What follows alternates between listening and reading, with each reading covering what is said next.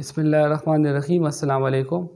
जैसा कि आप जानते हैं, फ्रांस की गवर्नमेंट की जानिब से बाकायदा हुकूमती सरपरस्ती में पाक सल्लल्लाहु अलैहि वसल्लम की शान में गुस्ताखी की गई और उनके ख़िलाफ़ जो मवाद छापा गया था तो उसको बाकायदा नशर करने की बाकायदा धमकी दी गई। तो इस हवाले से ऐसा जो बड़ा इक़दाम था वो क्यों फ्रांस ने उठाया और क्या वजूहात थी जिनकी बिना पर फ्रांस जो है वो मुसलमानों से बहुत ज़्यादा मुसलमान पर बहुत ज़्यादा गुस्सा है और वो चाहता है कि मुसलमानों से किसी भी तरीके से वो बदला ले सके। और इस सारे मामले में वो सबसे ज़्यादा तुर्की को क्यों टारगेट कर रहा है, इसके अलावा पाकिस्तान को। तो इनके पीछे कुछ वजूहात है जो आज की वीडियो में हम आपको बताएंगे। जैसा कि आप जानते हैं, फ्रांस जो है एक बहुत बड़ा मुल्क है जो कि पूरी दुनिया में असलहा भी सप्लाई करता है, लोगों को फ़रोख्त करता है मुख्तलिफ़ ममालिक पर। तो इस हवाले से उनके आर्मीनिया से बहुत ज़्यादा और बहुत बड़ी तादाद में तजारत है और उनके बहुत ज़्यादा स्टेक वाबस्ता है उनसे। तो जैसा कि आप जानते हैं, पिछले कुछ महीनों से आर्मीनिया और अज़रबैजान के दरमियान एक बहुत बड़ी जंग हुई है और जिसके नतीजे में अज़रबैजान ने जो उनका जो इलाका था जो आर्मीनिया ने कब्ज़ा कर रखा था तो उस पर उनकी कंट्रोल मुस्तहकम हो रही है। तो उस हवाले से फ्रांस के बहुत ज़्यादा जो थे तहफ़्फ़ुज़ात थे उस पर, और खुल कर उनके जो प्रेसिडेंट थे उन्होंने मलगून जो है उन्होंने उसके बारे में एक ट्वीट किया जो आपको अपनी स्क्रीन पर भी नज़र आ सकता है। इसके अलावा फ्रांस ने बाकायदा तुर्की को टारगेट किया कि तुर्की जो है वो अज़रबैजान के पीछे है और आर्मीनिया को टारगेट कर रहे हैं और आर्मीनिया के ख़िलाफ़ जंग में जो है तुर्की और पाकिस्तान जो है वो अज़रबैजान का साथ दे रहा है। जैसा कि आप जानते हैं, अज़रबैजान का कुछ एरिया था जिसको 1993 से काराबाख का इलाका था, उसको आर्मीनिया ने कब्ज़ा कर रखा था।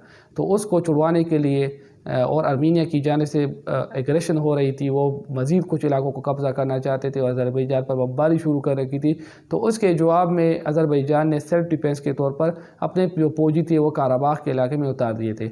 इस हवाले से हम आपको ये बताते चले कि UN की बहुत सारी करारदादें मौजूद है लेकिन वो इस मामले को हल करने में नाकाम रहे।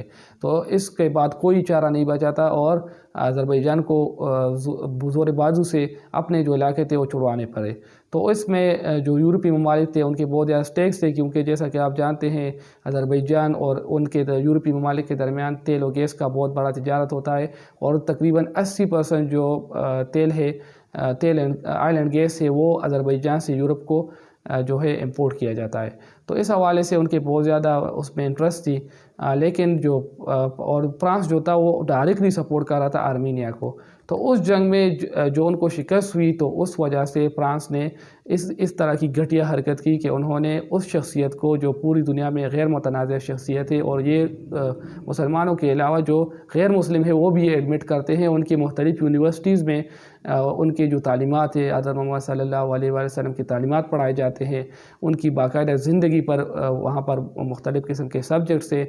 इसके अलावा उनकी जो बड़ी यूनिवर्सिटी हार्वर्ड यूनिवर्सिटी उसके जो वाल है उस पर भी लिखे हुए हैं कुछ कोटेशन है पाक सल्लल्लाहु अलैहि वसल्लम की।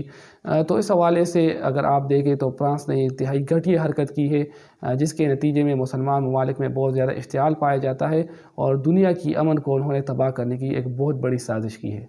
इस सारे मामले में अरब ममालिक की कारकर्दगी मायूसकुन रही।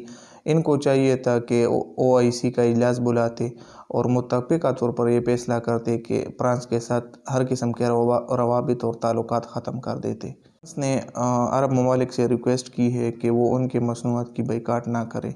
तो अगर मुत्तफ़िक़ा तौर पर मुस्लिम दुनिया ये मसनूआत की बाइकाट करते उनका, तो फ्रांस को मुस्लिम दुनिया के सामने घुटने टेकने पड़ते। ये मुस्लिम दुनिया के लिए अच्छा मौका था कि वो हुर्मत रसूल सल्लल्लाहु अलैहि वसल्लम के लिए खड़े होते। तो यहाँ तक थी हमारी वीडियोज़। अगर आपको हमारी वीडियोज़ अच्छी लगती है तो हमारे चैनल ग्लोइंग पाकिस्तान को सब्सक्राइब करें। अल्लाह हाफिज़।